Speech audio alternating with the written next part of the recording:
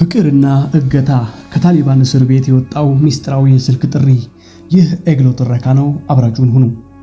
ነሐሴ 2013 ዓ.ም የአፍጋኒስታን ዋና ከተማ ካቡል መልሳ በታሊባን እጅ ስትወድቅ መላው ዓለም ከሀገር ለመውጣት የሚርመሰመሱ አፍጋኒስታናውያን አየር ማረፊያውን ሲያጨናንቁ የሚያሳዩ ምስሎችን ተመልክቷል። በአሜሪካ መዲና ዋሽንግተን ዲሲ ደግሞ አንድ ሰው የራሱን ተልዕኮ ይዞ መንቀሳቀስ ጀምሮ ነበር። ይህ ሰው የባህር ኃይል አባል ሐኪም የነበረው ሳፊ ራውፍ በመባል የሚጠራው ነው። የሳፊ ዓላማ አፍጋኒስታን ውስጥ መውጫ ያጡ ወዳጅና ባልደረቦቹን መርዳት ነበር። በዚህ ሁኔታ ውስጥ ግን የሰዎችን ሕይወት አድናለሁ እንጂ ፍቅር ይዘኛል ብሎ አልጠበቀም ነበር። ከዚያም በላይ ደግሞ ሙስሊሙ ሳፊ በአይሁዳዊት ሴት ፍቅር እወድቃለሁ ብሎ እንዴት ሊገምት ይችላል? እያንገራገርኩ ነበር፣ አንድ ሰው መርዳት ጀመርኩኝ ይላል እዚህ ተግባር ውስጥ የገባበትን አጋጣሚ ሲያስታውስ። እርሱ ተሳካ። ከዚያ አንዳንድ እያልኩ ሌሎችንም ረዳሁ። በድንገት በመቶዎች የሚቆጠሩ ሰዎች አፍጋኒስታን ውስጥ ረዳሁኝ። እኔ በመጀመሪያ በርካቶች ደግሞ አሜሪካን ዋና ከተማ ዋሽንግተን ውስጥ ሆነው በብዛት የሚያንቀሳቅሱት ግዙፍ የእርዳታ ተልዕኮ ሊሆን በቃ። የስደተኞች መጠለያ ካምፕ ውስጥ የተወለደው ሳፊ ወደ አሜሪካ የተሰደደ ታዳጊ ነበር። ከዚያም ደግሞ ራሱን ውጥረት በሞላበት የነፍስ አድን ተልዕኮ ውስጥ አገኘው። እዚህ ሁኔታ ውስጥ እያለ ነበር ሳሚ ካኖልድን የተዋወቃት። ኒውዮርክ ውስጥ የቲያትር አዘጋጅ የሆነችው ሳሚ የጓደኛዋን ቤተሰቦች ከካቡል ለማስወጣት እየሞከረች ነበር። ምንም የማውቀው ሰው አልነበረኝም። ከዚያ ስለ ሳፊ ቡድን ከተዘጋጀ የቴሌቪዥን ፕሮግራም ተመለከትኩ። ሊያግዘን ከቻለ በሚል ጻፍኩለት። ማድረግ የምችለው የተሻለ ነገር ወደ ዋሽንግተን መጓዝና ከእርሱ ቡድን ጋር በበጎ ፍቃድ ስራ ላይ መሳተፍ እንደሆነ ነገረኝ በማለት ታስታውሳለች። አላንገራገረችም። ልብሷን ሸካክፋ ባቡር ተሳፍራ ደርሳም በወንድ የቀድሞ ወታደሮች የተሞላውን ተልዕኮ ማዕከል ተቀላቀለች። የምኖረው በቲያትር ሰዎች ተከብቤ ነበር ስትል ያጋጠማትን ሁኔታ ከተለመደው ተቃራኒ መሆኑን እየሳቀች ትናገራለች። አሁን ላይ ሳሚ ስለ አፍጋኒስታን የምታውቀው ምንም ነገር አልነበረም። እዚህ ተልዕኮ ውስጥ ጠቃሚ ሆኖ የተገኘው ክህሎት እንዳላት የታወቀው በኋላ ላይ ነው። ከኮሚኒኬሽን ጋር የተያያዙ ስራዎች ድሮም የለመድኳቸው ነገሮች ናቸው። ስለዚህ የኮሚኒኬሽን ሰው ሆንኩኝ። ማንን ይሄን ይገምታል? በግርምት ትጠይቃለች። የአደጋ ጊዜና የቀውስ ድባብ በሰፈነበት ተልዕኮ ማዕከል ውስጥ እየተካሄደ የነበረው ሰዎችን የማዳን ዘመቻ ብቻ አልነበረም፣ መፈላለግ ነበረ። መልሱ አሁን ይመስለኛል ስትል ሳሚያ እውነቱን ትናገራለች። ሳፊ ስንት ዓመቱ እንደሆነ ለማወቅ ጎግል ስታደርግ እንደነበር ታስታውሳለች። ዓላማዋ ፍቅር ለመጀመር እድሜው አለመሄዱን ማረጋገጥ ነበር። የሳፊን ስምና እድሜ ጎግል አድርጌ ነበር፣ ምክንያቱም በወቅቱ በጣም ተጨናንቆ ስለነበር አሁን ከሚታየው የበለጠ እድሜው ከፍ ያለ ይመስል ነበር ትላለች።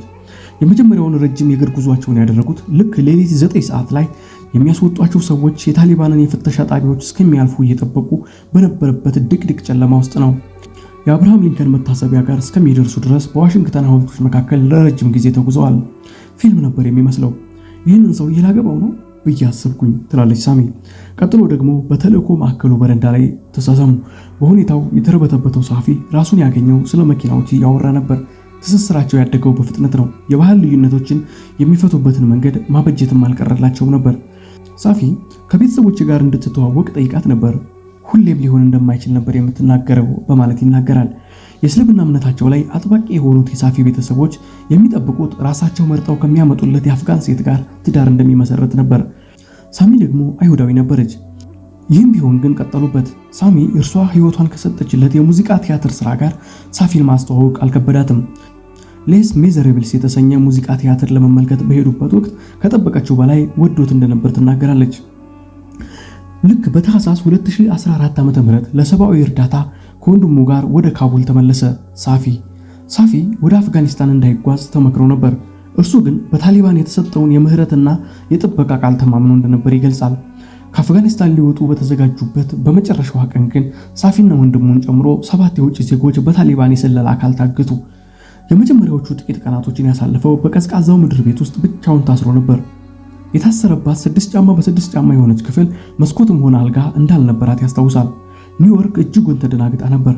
ጉግል ማፕ በመጠቀም ያለበትን አድራሻ ስትመለከት የታሊባን የስለላ ዋና መስሪያ ቤት እንደሆነ ተረዳች። ሳፊ ከታሰረበት ክፍል ጠባቂ ጋር እስከሚግባባ ድረስ በነበሩበት ጥቂት ሳምንታት ማንም ድምፁን አልሰማም ነበር። ለሰርጉ ገንዘብ ከሚፈልገው ጥበቃ ጋር ተደራድሮ አንድ የቅርብ ዘመዱ ገንዘብና ሞባይል ስልክ እንዲያስገባለት አደረገ። በታሰረበት ምድር ቤት ውስጥ ኔትወርክ ለማግኘት ወንድሙ ትከሻ ላይ ወጥቶ ለሳሚ መልእክት ላከ። ሃይ እንዴት ነሽ እወድሻለሁ የሚል ነበር። ለመጀመሪያ ጊዜ በስልክ ያወራቸው ከ17 ቀናት በኋላ እንደነበር ሳሚ ታስታውሳለች። በህይወት እንዳለ ማወቄ ብቻ በቂ ነበር። ድምፁን መስማት መቻል በጣም የሚያስደስት ነገር ነበር። ሊደርስበት እንደሚችል ማሰብ ግን ትንሽ ያስፈራ ነበር ትላለች። ሳፊ እስር ቤት ውስጥ ሆኖ ይዘፍን የነበረው አብረው የተመለከቱትን ሌስ ሜዘሬብል የተሰኘ ሙዚቃ እንደነበር ይናገራል። ለመጀመሪያዎቹ 70 ቀናት ፀሐይ አላየሁም ነበር። ሁሉንም ጊዜ ያሳለፍነው ምድር ቤት ውስጥ ነበር። ሌሎች 7 የውጭ ዜጋ የሆኑ ታጋቾችም ነበሩ እና ከመካከላቸው አንዱ በጠና ታመመ። የትግል መዝሙር የሆነ የሚለው የሙዚቃ ቲያትሩን ዘፈን ማንጎራጎር የጀመረው በዚህ ጊዜ ነበር። ከሳሚ ጋር ስልክ የሚያወራው ጠባቂዎች እንዳይሰሙት ብርድ ልብስ ውስጥ ተሸፍኖ ነበር። 2 እርምጃ አለፍ ብሎ የተቀመጠው ወንድሙ ባለበት የፍቅር ወሬ ማውራት ደግሞ የሚያሳፍረው ነገር እንደነበር ያስታውሳል። እነ ሳፊን ለማስለቀቅ ከታሊባን ጋር ይደረግ የነበረው ድርድር እጅጉን ተራዝሞ ነበር። ከ70 ቀናት በኋላ ግን ስምምነት ላይ ተደረሰ። አሜሪካ እርምጃ የምትወስድ ከሆነ ታሊባኖች እንደሚገድሉት ዝተው እንደነበር ይናገራል። ታሊባን ላይ ጫና ለማሳደር ሲባል የሳፊ ቤተሰቦችና ሳሚ ድርድሩ ወደሚካሄድበት ኳታር መጓዝ ነበረባቸው።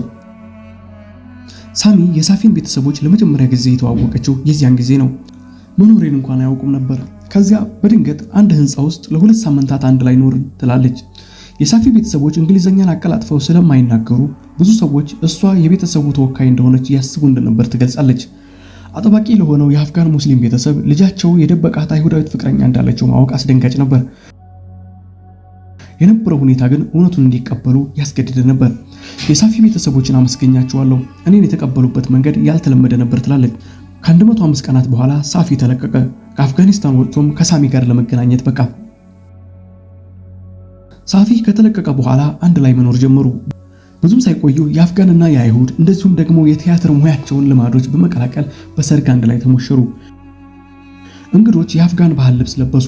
የተከፈተው ደግሞ የአይሁድ ዘፈን ነበር። ሳፊ ከጓደኞቹ ጋር የዳንስ ትርኢት አሳይቷል። ሳፊ እስር ላይ በነበረበት ወቅት ሳሚ ስትጽፍ የነበረውን ማስታወሻም ሰርጉ ላይ አንብቧል። 32ኛው ቀን ላይ የጻፈችለት እንዲህ የሚል ነበር። የሆነ ቦታ በረንዳ ላይ ከአንተ አጠገብ ቁጭ ብዬ ይህንን ማስታወሻ መልሼ የማነበብበትን ቀን እናፍቃለሁ። እባክህ ተመለስ። በሰርጋቸው ዕለት ያሰሩት ቀለበትም ባለ ታሪክ ነው። ቀለበቱ የተዘጋጀው ሳፊ ከታሰረበት ክፍል መቆለፊያ ከተገኘ አነስተኛ ብረት ላይ ነበረ። ይህ ሁሉ ባልተጠበቀ ሁኔታ ውስጥ የተፈጠረ አሳዛኝም አስደናቂም አስገራሚም የፍቅር ታሪክ ነበረ። አግሊው ኒውስን ሰብስክራይብ በማድረግ ቤተሰባችን ይሁኑ። ላይክ፣ ሼር፣ ኮሜንት በማድረግ ደግሞ ያበረታቱን። መልካም ጊዜ ይሆንላችሁ።